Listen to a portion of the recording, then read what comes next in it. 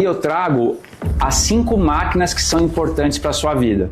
Você tem que ser bom de produto, de go-to-market, de customer success, de operação e governança. Aí você precisa de mais 7 outras coisas para fazer o teu business funcionar. Você precisa fazer fundraising, então você precisa entender o que acontece dentro da minha cabeça, você precisa entender como é que é o business de venture capital, como que eu ganho dinheiro para você se tornar atraente para mim. Aí você precisa ser bom de fundraising, você precisa ser bom de biz dev, porque se você quer venture capital, um dia você vai ter que vender a tua empresa e você vai ter que ser bom de vender a tua empresa. Você precisa ser bom de jurídico. Eu faço centenas de term sheets por ano, centenas de contratos por ano de investimento. Quantos que você faz? A arbitragem de conhecimento que eu tenho como investidor com você, founder, é muito grande. Sim. Você não pode se permitir sentar na mesa com um investidor sem ter estudado isso antes, entendeu? E criar essas disciplinas todas. Então, assim, eu criei essas 17 aulas para tentar te preencher nessas 17 coisas que você tem que estar continuamente pensando para construir a empresa mais incrível que você puder construir.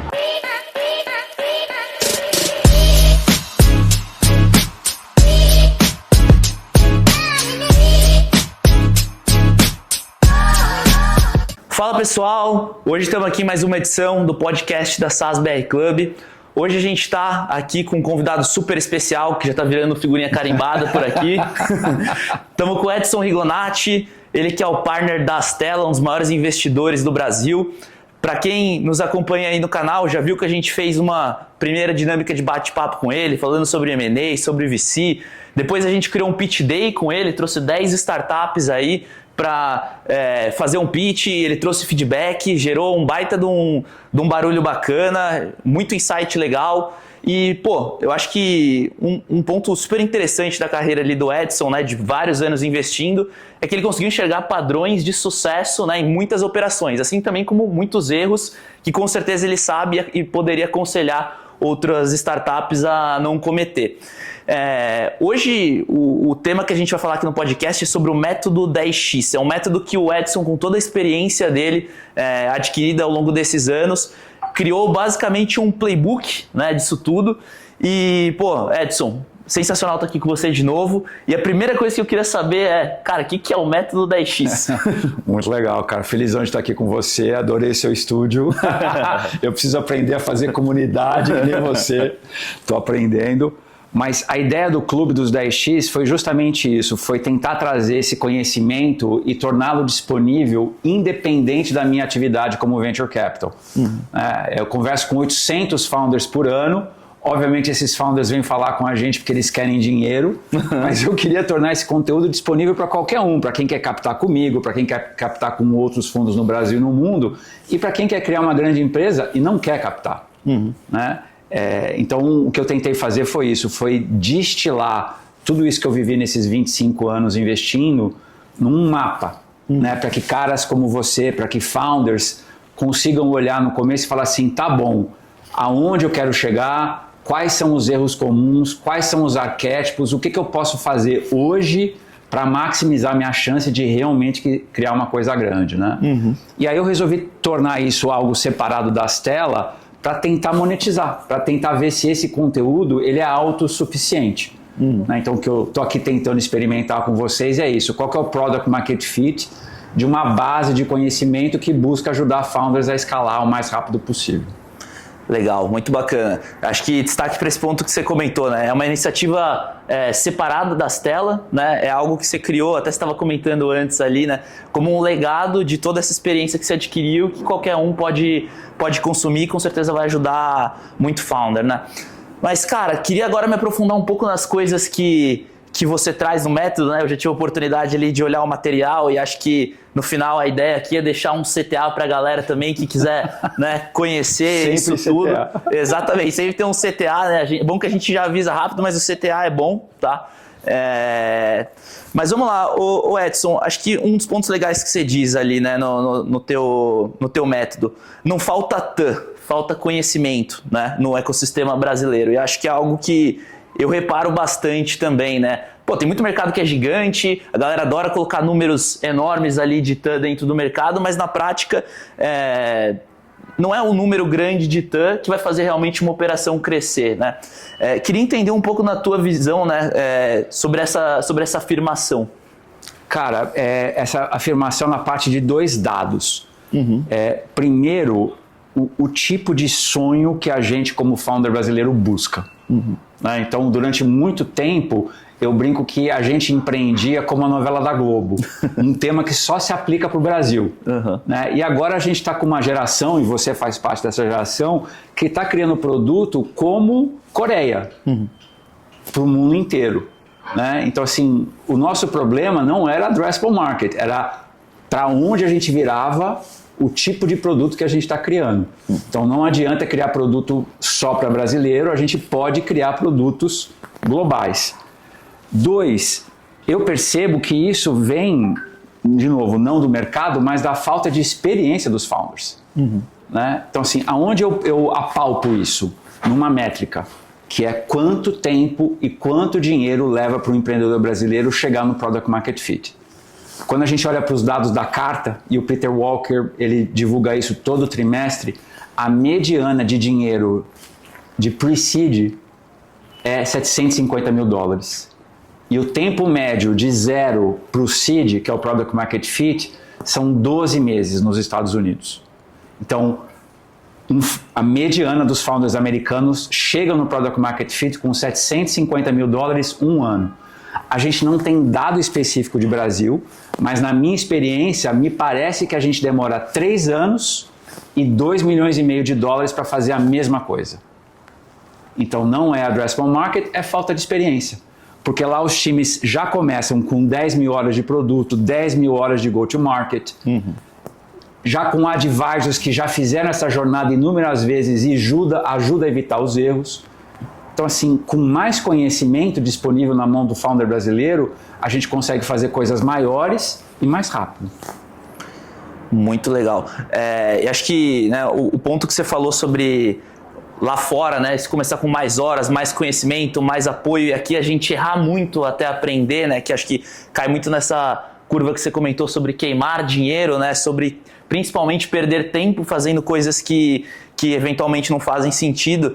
Eu acho que vários desses padrões eles se repetem ao longo das fases que o negócio vai se desenhando, né? Por exemplo, no estágio que eu tô ali, né, hoje, que é em torno de R$1 milhão de MRR, olhando o teu material, eu vi que você quebra muito bem essas fases, né? E eu observei que realmente os principais erros que você estava trazendo ali, de fato, são erros que ou já cometi ou quase cometi, né? E que talvez se tivesse olhado um material como esse, né, eu conseguiria ter contornado, ou no mínimo refletido um pouco mais sobre isso, né? Você lista 37 erros ao longo desse método que podem custar muito caro, né, que você observou aí nas operações. Claro que cada um deles pode acontecer ao longo desses estágios. Mas se você fosse classificar, eu ia falar mas talvez se você pudesse classificar os 3 principais erros que você vê os founders cometendo, seria legal. Se você quiser quebrar isso em estágios também na tua resposta, para a galera que está vendo se identificar, pode ser interessante também. Aí, não, mas eu acho a tua pergunta ótima. E quais que são as 3 coisas que, se eu pudesse sintetizar, eu recomendaria a qualquer founder focar? Primeiro, foco.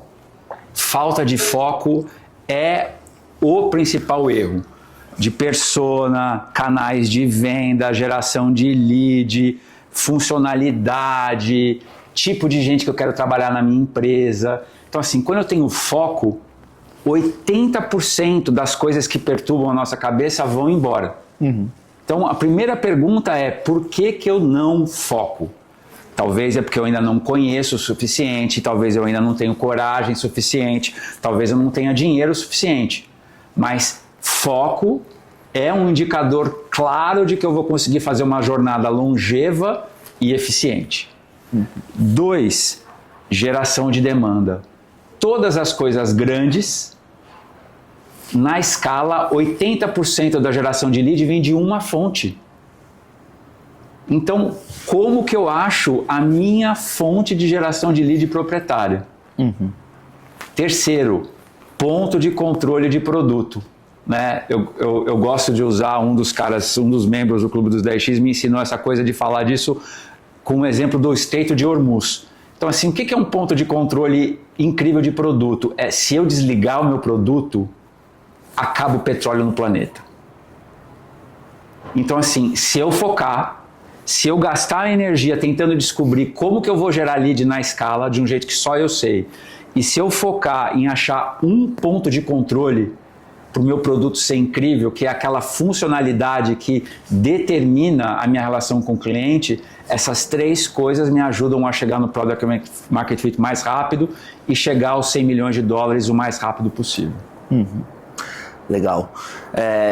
Uma palavra bem forte que você comentou aí, acho que é uma palavra que você escuta bastante por aí, quando você fala com fundadores mais experientes, com VCs, é questão de foco, né? Você vê muito, o founder que está iniciando ali, não só iniciando, mas até que já está com uma certa estrutura. Eu vou apostar em todos os canais. Aí vai lá, time de marketing, Google, Instagram, TikTok. Quando vai ver, não tem nenhuma estratégia. Sei lá, é só um designer todo dia fazendo um postzinho no Instagram, mas onde se conecta? Cadê teu ICP? Né? Talvez, né, dentro dessa tua fala, um dos principais pilares seja, né, talvez você focar principalmente em um canal inicialmente, né, talvez você ter alguns problemas específicos que você resolve. Outra tentação que acaba acontecendo bastante acaba sendo a questão de desfoco no produto, né, porque você começa a falar com 10 clientes, cada um começa a te pedir uma coisa diferente. Né? E aí o founder começa a criar meio que puxadinhos dentro da solução. Né? Você acredita que os 2 principais erros, então, eles estão em canal, como você comentou, em geração de lead e produto? Sempre começando com o produto, né? Porque primeiro vem o produto, depois vem como é que eu vendo. E eu acho que a melhor analogia que eu consigo pensar até hoje para falar disso, que vem do Geoffrey Moore, que escreveu Crossing the Chasm, é a ideia da Normandia. Então, assim, todo founder quer conquistar a Europa. Só que o problema é que todo mundo quer invadir a Europa pelo Estreito, né, de Hormuz, tenta todas as praias da Itália, todas as praias da França e nunca foca na Normandia. E não tem como eu invadir um território se eu não focar todos os meus recursos num ponto único. Então, eu preciso de uma funcionalidade, de um ponto de controle, que é a minha ponta de entrada de que problema que eu estou resolvendo. Tudo bem que daqui 5, 7 anos eu vou ter um produto gigantesco, mas qual que é o produto que hoje me garante a invasão? 2, achei esse ponto de controle, como que eu ataco? Que é máquina de vendas. Vou vender no touch, PLG, vou vender low touch pelo telefone, vou vender high touch fazendo visita, ou vou fazer all those people touch, que é através de canal de distribuição. Só que eu só consigo tomar essa decisão se eu tiver um ticket médio. E aí eu consigo decidir como que eu vou vender, como que eu vou gerar lead. Então, tudo faz parte de um processo de engenharia de produção. Qual que é o meu gargalo? Produto. Resolvi produto, como é que eu vendo, como é que eu gero lead. Legal. Enquanto você estava falando agora, né, para a galera que não sabe, o Edson foi um dos primeiros investidores ali de OMIE, de RD, e um padrão que eu noto muito interessante na operação deles é justamente o foco. Então, quantas oportunidades a RD não teve para ir para o Enterprise no início? Mas o que ela fez? Ela se manteve fiel ao que ela se propunha, que eram produtos com ticket menor, né, focado mais em PMEs ali, né, e não em uma linha de super enterprise que teria que ter uma camada de serviço e perderia a escalabilidade, né, e pelo menos, né, no que eu sempre escuto por aí do Case RD, que o foco sempre foi uma dos pilares principais deles, né? Eles não caíram para outro lado. E outro exemplo legal da OMIE, aí obviamente me corrija se eu estiver falando besteira, estou olhando de fora, né? Mas a OMIE é um outro super case. A OMIE foi um RP, né, menos enterprise inicialmente, mais escalável. Aí a OMIE não quis ir brigar com a TOTUS lá no dia 1, botar ticket alto, customização. Era um produto plug and play que, uma PME conseguisse se plugar, conseguisse ter velocidade, pagar um preço justo, né? E pelo que eu vejo de fora, ela mantém até hoje essa tese. É isso mesmo, né? Você estando ali por trás, você deve ter participado de grandes mesas de conselho e em algum momento apareceu de fato essa tentação? Quanto que isso foi importante manter esse foco, né? Cara, é animal. E além desses 2 casos que eu acho incrível, eu vou adicionar um terceiro que é Caiena, que já é hoje o maior distribuidor de alimentos do Brasil. A Caiena começou vendendo mussarela para pizzaria no Centro Expandido de São Paulo. Caramba! É esse tipo de foco que faz uma empresa conseguir chegar no Product Market Fit mais rápido e escalar mais rápido com menos dinheiro possível. A RD foi o que você falou. Eles só vendiam gerando lead inbound, vendendo pelo telefone que aceitasse aquele ticket. Quem pedia visita, eles declinavam como cliente. A UMI começou vendendo gerando lead em escritório de contabilidade, fechando com franquia, com ticket médio de R$250. Era só isso. Né? Então, assim, quando eu tenho coragem de fazer isso, eu consigo fazer tudo mais rápido com menos dinheiro. Legal. Acho que uma pergunta interessante, né? O caso da RD e da UMIE, como você falou, ticket de R$250 no caso da UMIE, né? Só que ao mesmo tempo a gente sabe que para uma operação parar em pé, né? De certa forma, você precisa, né, ter receita, mas para você ter uma operação que tem uma receita razoável com ticket de R$250, você tem que vender muito volume, você tem um CAC muito alto. Aí, obviamente, o pessoal vai ver isso no método, né? Mas pensando que você é um founder que está nesse estágio, o Enterprise ele acaba sendo um pouco tentador, porque você fala, vou me amarrar nesse cliente aqui, vou conseguir 10 de MRR, porque eu não tenho capacidade agora, não tenho caixa para fazer CAC, para chegar em 100, 200, 300 mil empresas por mês para gerar lead, por exemplo, né?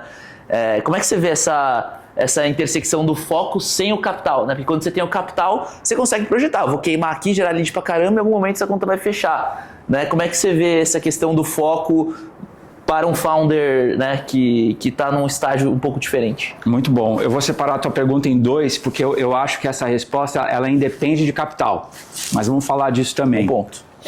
Eu acho possível criar uma empresa de $100 milhões com qualquer ticket médio. Então pode ser de $1, $10, $100, $1.000, $10 mil ou $100 mil de ticket médio por cliente. O que ferra é eu não ter foco. É eu fazer o ticket de 10 e aí falar assim, vamos fazer um experimento de PLG de R$100, o produto é o mesmo. Não é o mesmo.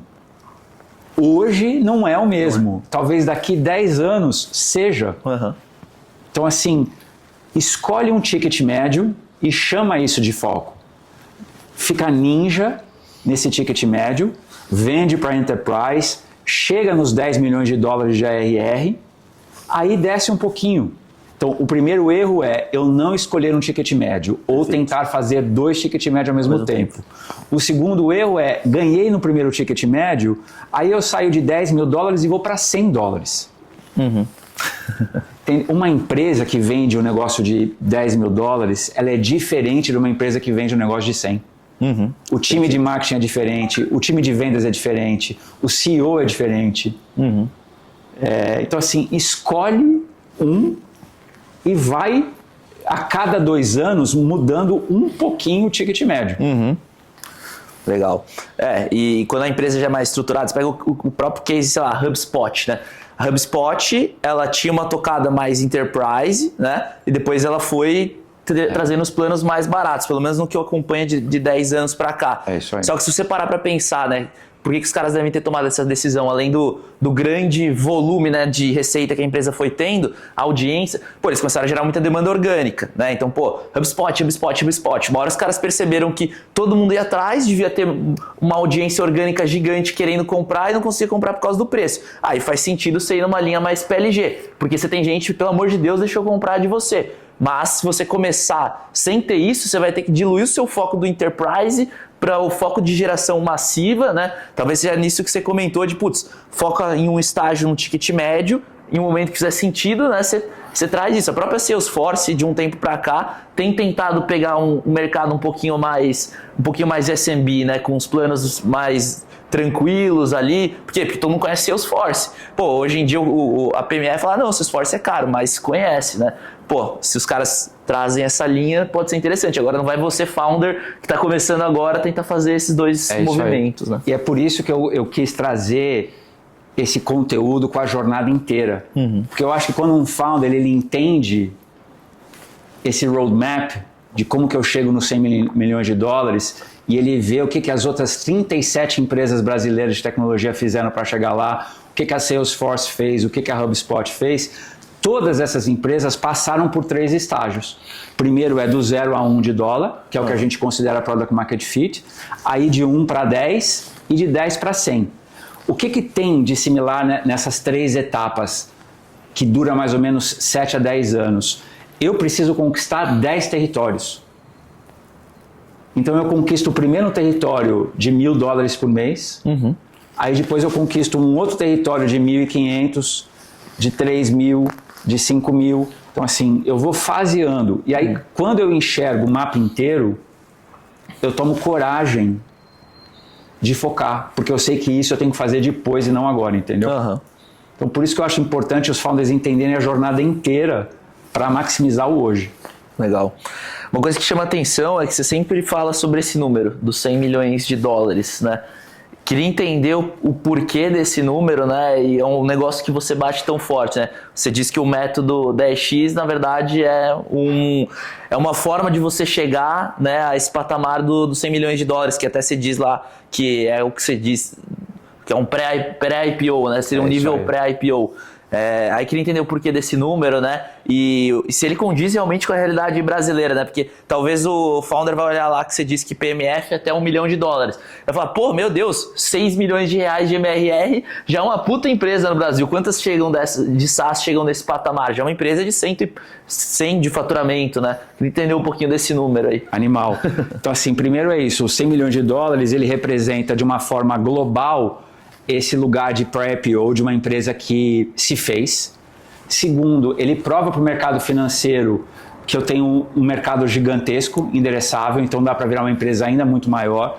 Provei produto, provei go-to-market, provei que eu consigo construir uma empresa gigantesca. Segundo, esse é o lugar onde a maior parte dos fundos de Venture Capital fazem a conta. Então, quando eu estou procurando anjo, quando eu estou procurando um investidor de early stage, quando eu estou procurando Astela, Kazek, Monax, OneVC, Maia, o que está na cabeça da gente é, será que essa empresa consegue chegar em $100 milhões? Então, se eu vou buscar capital, esse é o sonho que está na minha cabeça. É a conta que eu tento fazer para ver se vale a pena investir em você ou não, entendeu? Então, você tem que saber desse número, porque é o que está na cabeça do teu fornecedor de dinheiro. E terceiro, é porque é onde estão os maiores estudos de unicórnio.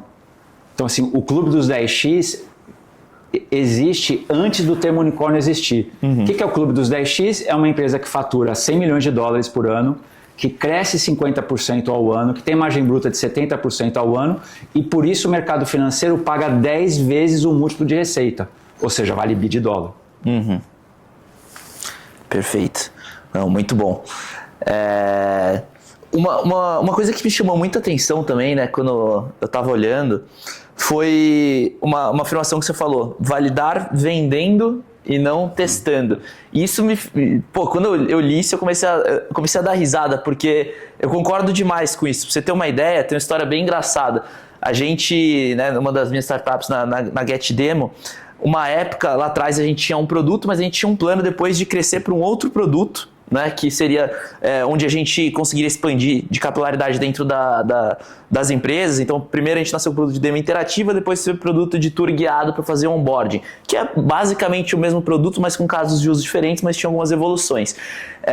E a gente tinha um puta plano de fazer isso em algum momento, ia testar, não sei o quê. Aí um dia eu sentei na frente de um grande cliente que chegou e falou assim: cara, já tenho vocês aqui para a parte de demo, queria entender se vocês têm alguma solução para onboarding, porque a gente tem um fornecedor aqui de fora, que a gente tem um contrato gigante, contrato de $35 mil por mês com os caras atendem a gente mal pra caramba, né?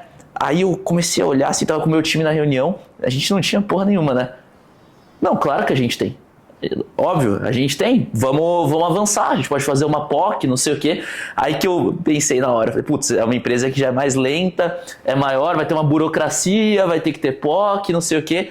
Eu já vi que a hora que eu falei que tinha, o time fez assim, ó, todo mundo já olhando, o que esse retardado tá fazendo. Aí depois a gente foi lá, galera, agora a gente vai ter que fazer, ferrou. Mas relaxa, vai vir POC, vai vir uma área, vai vir não sei o que. Esse processo durou tipo uns 4, 5 meses, deu tempo da gente desenvolver, entregar, a gente fechou o contrato. Falei, pô, validamos vendendo, né? Se a gente tivesse, vamos parar aqui, fazer e puta, não ter... Enfim, eu dei risada, que achei muito legal. Queria que você falasse um pouco, talvez até situações que você viu isso, ou como que você acha que o founder deve validar vendendo, né? Porque acho que tem gente que não sabe fazer isso, pensa muito em produto e não consegue, só vai pro cliente quando tiver o perfeito, mas o perfeito não existe se você não tentou vender, né? Cara, você já deu a melhor explicação possível que é contando a tua história. E é exatamente isso. Quando eu falo isso, não quer dizer que eu acho que a empresa tem que gerar receita do dia zero. Mas ela tem que ter na cabeça a monetização do dia zero.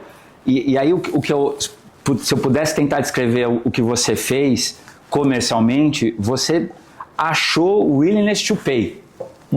Então, assim, quando a gente cria produto, a gente tem que achar willingness to pay, que é quanto que alguém está disposto a pagar por esse negócio aqui. Então, de novo, não é ter que fechar contrato para criar produto como você fez, que eu acho legal. Você percebeu uma demanda e você foi entregou um produto, mas é criar produto com essa cabeça, de descobrir o mais cedo possível quanto que de verdade alguém está disposto a pagar. Porque testar todo mundo está disposto, POC está todo mundo disposto a fazer. Né? Pagar é difícil. Então, como que eu trago essa descoberta o mais cedo possível? Perfeito. E você vai fazer isso testando vários prices, vai falar com vários clientes, joga lá o preço X. O cliente vai pagar, pô, legal, cliente, ótimo, achei um caminho. Ah, não, o cliente não vai pagar, achou, cara, nessa você vai, né? Então, talvez seja até um insight legal. Às vezes a galera já quer botar o preço no site no primeiro dia, não tem nem cliente. Quando você vai ver, você está cobrando um quinto do que você poderia estar cobrando, porque no final do dia o cliente está pagando para resolver uma dor, né? Então, bem legal esse ponto, assim, né? Fale com o cliente, teste para depois entender. E aí, assim, o que é legal disso que você está perguntando, que tem a ver com o que a gente está tentando levar para os founders, que é um mapa dessa jornada inteira e dos desafios de cada etapa, porque uma vez que eu sei que o ponto ideal é $1 milhão, e aí voltando para a tua colocação de, poxa, mas $1 milhão para o Brasil é uma coisa incrível, é incrível, mas se eu quero buscar dinheiro no mercado, $1 é pouco, é o ponto de partida. E aí, se eu conseguir te mostrar qual que é a jornada típica do 0 para $1, a jornada típica de 1 para 10, a jornada típica de 10 para 100, você consegue fazer a tua engenharia reversa mental e falar assim, tá bom, quero esse sonho, não quero esse sonho. Eu não acho que todo mundo tem que querer medalha olímpica de ouro nos 100 metros. Talvez medalha de ouro olímpica aqui em Santo André seja o suficiente e tá tudo bem. Então, assim, eu não acho que empreendedorismo é captar com fundo de venture capital, eu não acho que empreendedorismo é criar um unicórnio, mas se eu quero fazer uma coisa grande, se eu quero usar capital, esse é o jogo. Esse é o jogo. Então, eu tenho que competir para correr na velocidade do Usain Bolt. Sim. Legal. Um ponto que me chamou a atenção, né? Você fala que até $1 milhão de MRR, como a gente tinha comentado, de dólar... ARR. Perdão, ARR. Receita anual, tá. É Product Market Fit. Mais ou menos $50 mil mês de MRR. Tá, não, beleza. Porque eu tinha pensado que era MRR. Eu falei, caramba, não. Essa validação do Market Fit tá longa, né? Não, mas legal. É legal a gente colocar isso porque eu tinha comentado isso na pergunta anterior. E da onde vem $1 milhão? Isso é importante, porque você já ouviu falar do triple, double, double, certo? Já. O que é o triple, double, double, double? É faturo $1.2 de ARR, triplico, dobro, dá o quê? $100. Perfeito. E aí agora todo mundo de AI tem que aprender a falar de quádruplo, triplo. O negócio tá aumentando a velocidade. Entendeu? O Usain Bolt está mais rápido. Então, assim, se eu quero estar nessa corrida, eu tenho que saber qual que é a velocidade esperada. E como que eu me preparo para correr igual o Usain Bolt, entendeu? Se não, vamos para Santo André. E tá tudo certo. E tá tudo certo. Exatamente. E, cara, na tua visão, o que atingiu o PMF? Porque isso é uma discussão, né? Tipo, não tem nada que diz para você, agora você atingiu o PMF. Qual que é a tua resposta para isso? Como é que você sabe que você atingiu o PMF? Cara, cada um tem uma definição. E esse que é o problema do mundo do Venture Capital, né? Assim, o que eu vejo de arquétipo? Os estudos estão ao redor de $1 milhão ano. Então, assim, o triple, double, agora o quádruplo, triplo, começam de 1.2. Então, é um número que o mercado consensuou. É o único ponto que garante? Não é. Às vezes eu tenho um produto incrível, com uso incrível, mas ainda não estou faturando. E talvez seja Product Market Fit. Outros, eu não estou nessa receita ainda, mas eu estou crescendo 40% ao mês. Então, assim, o Product Market Fit é uma mistura de retenção de uso. Esse é o principal. Tá. O cliente usa, não larga, não churna. Pode ser 5, 10, 15, o que for. 2, taxa de crescimento mensal. Então, assim, se eu estou crescendo 15, 20% ao mês, provavelmente eu estou perto do Product Market Fit. E se eu estou perto dos 300 mil reais de receita mês, 50 mil dólares, definitivamente eu estou em Product Market Fit. Então, retenção, Net User Retention, taxa de crescimento mensal e volume perto dos 50 de dólares mês. Você vê que tem uma correlação maior do PMF com receita ou com número de clientes? Porque, por exemplo, para atingir os 50 de dólar que você falou de MRR, uma empresa pode ter 3 clientes enterprise e atingiu isso, mas não necessariamente ela tem um super produto, porque ela pode ter feito puxadinhos, pode ter inserido uma camada de serviço. Na tua visão, né, o que prova mais market fit? É a receita de fato ou o volume de clientes? Porque uma de 50 de MRR, né, que tem 100 clientes pagando pelo mesmo produto, talvez tenha mais market fit validado do que uma que tem essa mesma receita com 2, 3 clientes. Onde está essa correlação? Boa. Se a gente voltar para aquele triângulo da qualidade, né? Que um vértice é escopo, o outro é qualidade, tempo. O que eu te diria? Que retenção, net retention, é a primeira coisa. Se não tem net retention, você está crescendo em cima de outras coisas. A segunda é taxa de crescimento. Então, assim, tudo bem que eu sou enterprise, só tenho 2, 3 clientes, mas eu estou vendendo um cliente novo todo mês? Com o mesmo software, com o mesmo produto? Então, acho que é uma combinação dessas 3 coisas. Legal. Eu tenho sentido no mercado, né? Eu obviamente tenho empresa de AI, né, como core. E quando eu conversava com os fundos há mais ou menos 1 ano e meio atrás, a galera ainda tinha muita insegurança, ninguém muito sabia o que ia acontecer com esse mercado. São plataformas que estão montadas em cima de modelos. E você fala um pouco da visão de AI first, né? Eu estou entendendo que dentro do que você está enxergando para os próximos anos no mercado, os produtos precisam ser AI first, as operações precisam ser otimizadas por AI dentro de casa para que elas consigam ser mais rentáveis, mais produtivas. Queria entender primeiro o que é AI First, na tua opinião, né? Porque hoje muita empresa está falando, sou AI First. Aí você vê o cara botou uma funcionalidade dentro do produto, ou um chatbot lá. Não, peraí, isso não é AI First. O que é o AI First na sua visão? Bom, eu separo em 4 pedaços, tá?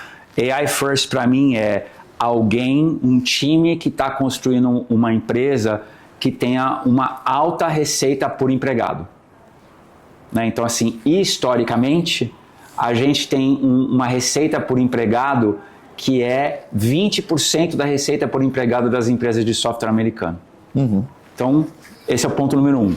Pessoas, menos gente, mais receita por gente. Então, assim, se um founder está olhando para ter mais de 100 mil reais por empregado, ano receita, esse cara está na direção de AI First. 2, produto. Eu vendo outcome.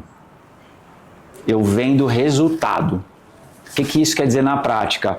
Eu não estou vendendo só uma assinatura, eu estou vendendo alguma coisa que entrega tarefa. Eu estou entregando algo no lugar de um ser humano. Então, do mesmo jeito que a gente, não é da tua geração, né? Mas na minha geração, a gente aprendeu a vender software de licença. Você vendia lá uma licença grande por ano. Aí depois a gente teve que aprender a fazer assinatura mensal. Agora, além de vender assinatura mensal, a gente tem que vender resultado em cima da assinatura mensal. Então, assim, quantos documentos eu produzo, quantas tarefas eu executo e qual que é o custo de inferência do trabalho que eu entrego. O maior problema que a gente vê hoje em dia de founders falando de sou AI é qual que é o teu custo de inferência por output. E o founder não sabe. Então, assim, output, custo de inferência no produto. Em relação a processos, a gente se preocupava em eficiência operacional só depois do estágio que você está. Só ali na série A. Agora, eu já começo a produtizar a minha operação de marketing, vendas, produto, logo no começo. Eu crio o meu sistema operacional logo de cara. Né? E, por fim, dinheiro. Eu capto para poder ter tempo de criar essa base. É aí que o dinheiro faz diferença. É dar para o founder coragem para focar. Entendi. Então acho que são essas 4 coisas que definem na nossa cabeça o que é ser AI First. Legal. Não, bons pontos que eu não tinha pensado sobre essa ótica. Sobre a questão de eficiência, né, o que gera por recurso, que é algo que com AI, né, vai ser cada vez mais olhado, né, obviamente. Então, antes, né, você medir eficiência, sei lá, você tem 20 funcionários, você fatura 1 milhão por mês. Legal, você tem aqui um valor, né, por funcionário gigantesco de retorno. Com AI, a exigência disso vai ficar bizarramente maior. 2, 3 vezes, não é assim. 2, 3 vezes. Não, mas legal. Um dos pontos que tem lá, né, no 10x que você traz são as quebras de fase versus canais que você pode explorar. Um que você fala, e eu vejo que é muita tendência em LinkedIn, né, e todo mundo tenta fazer agora, é o Founder-led Growth ali, né? É o fundador se posicionando como autoridade, gerando demanda, participando, empurrando os deals em conjunto com o time, né? E eu acho que quando esse tipo de tema virou moda, final de 24, 25, todo mundo começou a postar no LinkedIn, só que você vê que tem gente que conseguiu fazer isso bem, então aparece, faz e vira autoridade. Tem gente que falou, não, agora eu tenho que postar no LinkedIn, o time de marketing, posta aí pra mim um conteúdo, né, achando que realmente ia dar certo e não dá. Queria entender, né, para você, o que faz um Founder-led Growth dar certo de verdade e até que ponto uma empresa pode levar isso como um canal único, né? Porque depois isso pode ser até um depreciador da sua empresa. Total. Eu acho que você colocou muito bem, né? Então essa coisa do thought leadership, da autoridade, sempre foi importante, agora vai ser mais ainda. Porque o mundo está tão confuso com essa coisa de AI que as pessoas não sabem. Né? Então, assim, as empresas ficam se perguntando, eu construo dentro de casa, deixo meu time construir dentro de casa ou eu contrato alguém fora? Então, se não tiver uma autoridade, alguém que as pessoas confiem, que fala assim, não, essa pessoa sabe para onde o mundo está indo, ela sabe que o mundo está indo para cá e dentro desse nicho, ela que está me dizendo para onde ir, eu vou confiar nela. Então, assim, a autoridade ficou mais importante por causa disso. A segunda questão é, tá bom, como é que eu mostro a minha autoridade? E mostrar autoridade não é fazer vídeo no TikTok, não é postar no LinkedIn. Tem inúmeras maneiras de fazer isso. Um jeito que eu acho muito bacana é o jeito que a Palantir faz. A Palantir, ela vende bootcamps e no bootcamp ela vende o produto. Isso é ser autoridade. Se eu estou vendendo curso, se eu estou vendendo educação, eu estou vendendo autoridade. E aí eu vendo o meu produto, entendeu? Então, assim, convido os founders a pensar dessa forma. Tem gente que não gosta de aparecer. E é autoridade. A pessoa não precisa estar no palco para ser autoridade. Ela pode fazer palestra, ela pode escrever blogs profundos, né? E está sendo distribuído no Substack. Cara, assim, tem infinitas maneiras, infinitas personalidades e jeitos de se tornar autoridade. Mas o que é autoridade? É conteúdo. Perfeito. É produzir, é tirar da tua cabeça e botar no papel. Como que você vai distribuir isso? Aí é uma outra história. Uma outra história. Legal. Isso faz muito sentido, né? Porque quando você começa a produzir conteúdo, você começa a ser ativado para outras situações. Então, você é convidado para uma palestra. Isso aconteceu muito comigo. A galera viu meu LinkedIn. Pô, Matheus, topa palestrar aqui para falar sobre esse tema. Nananana. Quando você vai ver, você está em todas as palestras. E aí você gera um loop em que você se posiciona como autoridade no mercado. Quando eu comecei a fazer palestra, porque eu postava no LinkedIn, minha empresa não tinha 100 mil de MRR ainda. Eu tava lá, falando um monte. Nossa, nem sabia o que eu tava falando, né? Mas faz muito sentido. Você vê que tem um monte de gente que põe a cara lá e nunca construiu nada, mas vira autoridade de alguma forma. Então, legal esse teu ponto. Um outro negócio que eu não posso deixar de te perguntar, uma das camadas que você traz ali é sobre a visão de você ir criando relacionamento com fundos, né? E para um founder que está num estágio, e tem um ponto que você diz, né? Você tem que criar um relacionamento sem necessariamente você precisar, você não pode procurar só quando você está precisando. Como é que um founder que ainda está, né, num estágio talvez seus 100, 200, 300 de MRR, que ainda não tem muito a entregar, vamos dizer assim, pode começar a cavar um relacionamento sem parecer oportunista, né? Porque eu vejo que muita gente não sabe fazer. Manda um PDF. Imagina quantos no LinkedIn você não recebe lá PDF de pitch, não sei o quê. Como é que você cria um relacionamento antes, né? Eu acho que é um excelente ponto. Eu acho que isso vale para cliente, isso vale para talento que você quer trazer para o teu time, vale para investidores e vale para empresas estratégicas que um dia vão te comprar. Então, todo founder tem que dedicar tempo toda semana para fazer alguma coisa para esses 4 públicos. Uhum. Então, assim, não adianta você esperar o momento de você precisar de um CRO, pra você ir atrás contratar um CRO. Se você não começar hoje a pensar quem que é meu CRO do sonho, conversar com 20, para daqui 2 anos, quando você for precisar contratar, você já saber quem, ferrou. Então, assim, se você não começar a conversar hoje com 40 fundos, o dia que você precisar fazer fundraising, vai demorar 2 anos, para você conseguir fazer. Uhum. Se você não começar a desenvolver relacionamento com a TOTUS, com a Sync, com a Local Web, hoje, o dia que você quiser vender a tua empresa, vai demorar anos. Então, assim, a gente tem que ter disciplina de criar relacionamento desses recursos que são importantes para o nosso crescimento. Então, assim, eu preciso dedicar tempo semanal para falar com fundos, com estratégicos e com talentos. Aí a tua pergunta é, como é que eu faço isso? Do jeito que eu mais gosto. Então, eu acho você uma persona incrível para quem gosta de relacionamento social. É incrível o que você faz, mas tem gente, eu, por exemplo, eu não consigo fazer o que você faz. Eu tenho baixa, minha bateria social é muito baixa. Eu não consigo ficar muito tempo em evento, né? Meu sistema nervoso colapsa. Mas eu consigo produzir conteúdo. Eu consigo vir aqui falar, fazer um podcast. Uhum. Eu não consigo ir em festa, eu não consigo fazer viagem, eu não consigo fazer essas coisas. Mas eu faço do meu jeitinho, entendeu? Então, assim, é encontrar o seu jeitinho de fazer isso. Relacionamento legal é relacionamento que não é transacional. Então, assim, se eu tento vender alguma coisa, cara, eu não consigo vender. Agora, se eu me interesso pelas pessoas, se eu vou pedir mentoria, se eu vou bater papo, se eu vou trocar ideia de mercado, as pessoas vão querer falar com você, vão te achar interessante e no momento certo vão ser potenciais investidores, compradores ou talentos que vão querer trabalhar com você. Sensacional.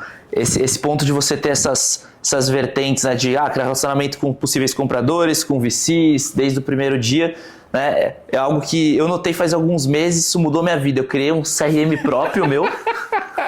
É a sua cara fazer. Eu criei um CRM próprio meu e esse CRM ele fica me avisando quando que eu tenho que mandar um contato. Animal. Só que o que eu penso? Eu tenho uma metodologia minha que eu desenvolvi que eu tenho que gerar 4 vezes valor para essa pessoa antes de começar qualquer tipo de conversa mais agressiva. Então, eu vou chamar podcast, eu vou dar view, eu vou conectar com não sei o quê, e aí você vai fazendo esse loop. Eu ainda não faço muito bem isso com contratações, mas eu tenho tentado fazer muito com possíveis compradores, com VCs. Cliente, acho que acabei sempre fazendo, mas você fazer isso de maneira estruturada é bizarro, né? Um founder pega uma planilha que seja e cria seu CRM de relacionamento. Mateus, AI tá aí para isso, né? Para isso, óbvio. Então, assim, AI não é só produto. É tornar a gente bom em todas essas coisas que tornam a gente founders incríveis. Exatamente. E é isso que eu estou tentando trazer no Clube dos 10X, né? Então, assim, o que eu estou tentando trazer? Quais são essas 3 etapas? Primeiro, qual que é a jornada inteira?